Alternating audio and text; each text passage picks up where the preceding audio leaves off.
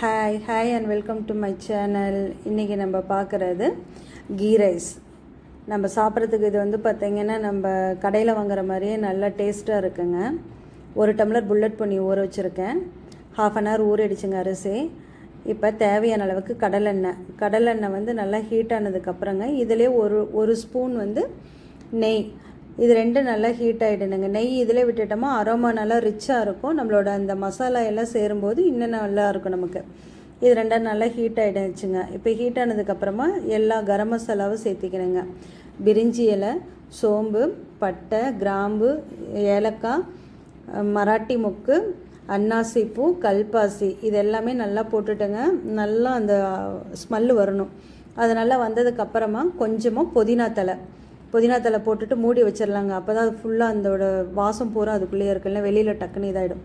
அது நல்லா இதானதுக்கவங்க ஒரு 7-8 முந்திரி பருப்பு அதையும் போட்டு நல்லா வணக்கிடணுங்க. இது நல்லா வணங்கினதுக்கப்புறமா இதில் 3 பச்சை மிளகா. இது கொஞ்சம் மைல்டாக தான் இருக்கணும், ரொம்ப அதிகமாக காரம் இருக்கக்கூடாது. ஸோ நான் 3 பச்சை மிளகா போட்டிருக்கேங்க. இதுலேயே வந்து ஒரு பெரிய வெங்காயம் அதையும் நல்லா வணக்கிடணுங்க. கொஞ்சமாக உப்பு போட்டு கண்ணாடி பதம் வர வரைக்கும் நல்லா அதை வந்து நம்ம வணக்கிக்கணும். இது வந்து ரொம்ப மொறுமொறுன்னு நமக்கு பிரியாணி வைக்க வணக்கிற அளவுக்கு இருக்கணும்னு இல்லைங்க. இது ஓரளவுக்கு கண்ணாடி பதம் வர வரைக்கும் நம்ம வந்து நல்லா வணக்கணுமா, அதுவே போதும். இப்போ பார்த்திங்கன்னா நல்லா வெந்துடுச்சு. பெரிய வெங்காயம் வந்து நல்லா வெந்துடுச்சுங்க. 1 டீஸ்பூன், பெரிய ஸ்பூனில் 1 டீஸ்பூன் வந்து இஞ்சி பூண்டு விழுதுங்க. அதையும் இதிலே கலந்துடணும். கலந்ததுக்கப்புறமா நல்லா வணங்கிடுச்சுங்க. இஞ்சி பூண்டு போட்டு கீழே அடி பிடிக்கும். அதனால் நல்லா வணக்கி விட்டுட்டோமா அடி பிடிக்காதுங்க. நம்ம வணங்காமல் விட்டுட்டோமா அந்த இஞ்சி பூண்டு போய் கீழே உட்காந்துருச்சுன்னா சாப்பாடு கடைசியில் அடி பிடிச்சிரும். அதனால் நம்ம அதை நல்லா வணக்கி விட்டுட்டோமா சரியாக போச்சு. இப்போ பார்த்திங்கன்னா இது நல்லா வந்து வணங்கிடுச்சுங்க. இப்போ இதில் 2 டம்ளர் வந்து தேங்காய் பால் நான் ஃபுல்லாக எடுத்துருக்கேங்க.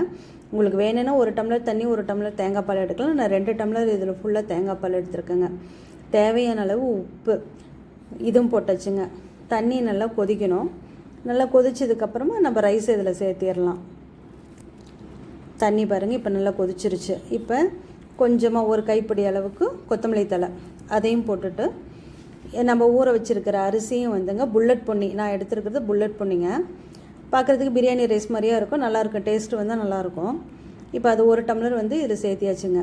இப்போ இதிலே வந்து நீங்கள் உப்பு செக் பண்ணிக்கோங்க. உப்பு இந்த இதில் பத்தலை அப்படின்னா கொஞ்சமாக உப்பு வந்து சேர்த்திடுங்க. எனக்கு உப்பு சரியாக இருந்தது, அதனால் நான் சேர்த்தலை. அதனால் வந்து நான் இது பண்ணிட்டேன், அவ்வளோதான். இப்போ லாஸ்ட்டாக ஒரே ஒரு தக்காளி வந்து ஃபஸ்ட்டே போட்டால் கீ ரைஸோட கலர் வந்து சேஞ்ச் ஆகிடுங்க. ஸோ எப்பயுமே நம்ம லாஸ்ட்டாக போட்டுட்டு உடனே மூடி போட்டுடணும். 4 கட் பண்ணிவிட்டுங்க. ஒரே ஒரு தக்காளி போட்டுட்டு நீங்கள் வந்து குக்கர் வந்து மூடி வச்சுடுங்க. 10 நிமிஷம் சிம்மில் வைங்க, ஃபுல்லாக சிம்மில் வைங்க. விசில் வந்தாலும் வரலைனாலும் 10 நிமிஷத்தில் நம்ம ஆஃப் பண்ணிடலாம், அவ்வளோதான். இப்போ நான் 10 நிமிஷம் சிம்மில் வச்சுட்டேங்க. அதில் 1 விசில் 2 விசில் வரலினாலும் ஒன்றும் பிரச்சனை இல்லை. ஆனால் கரெக்டாக 10 நிமிஷத்தில் ஆஃப் பண்ணிட்டோமா சாப்பாடு வந்து நல்லா பொலன்னு எந்த ஒரு இது இல்லாமல் தீயாமல் நல்லா இருக்குங்க. இப்போ சப்போஸ் நம்ம வந்து ரொம்ப ஹை ஸ்பீடில் வச்சுட்டோம் அப்படின்னம்மா விசில் சீக்கிரம் வரும், ஆனால் கீழே வந்து சீக்கிரமாக அடி பிடிச்சிரும். இப்போ நான் 10 நிமிஷம் வச்சு 1 விசில் வந்துருச்சுங்க. இப்போ பாருங்கள் சாப்பாடு பாருங்கள், எனக்கு கொஞ்சம் கூட அடி பிடிச்சிருக்காது, நல்லா பொலன்னு வந்திருந்துருக்கும். பாருங்கள் லாஸ்ட்டாக 1 ஸ்பூன் நெய்ங்க, ரொம்பவும் இல்லை. ஏன்னா தேங்காய் பால் விட்டுருக்கறனால நெய் நிறைய விட்டோமா ரொம்ப திகட்டுற மாதிரி இருக்கும். அதனால் நான் ஃபஸ்ட்டு 1 ஸ்பூன் இப்போ 1 ஸ்பூன் 2 ஸ்பூன் தான் ஊற்றுறேன். இப்போ பாருங்கள் சாப்பாடு பாருங்கள் நல்லாயிருக்கும், நல்லா பொலன்னு இருக்கும். இது மைல்டான சாப்பாட்டுக்குங்க. நம்ம கொஞ்சம் ஸ்பைசியான சைடிஸ் வச்சுக்கிட்டால் நல்லாயிருக்கும்.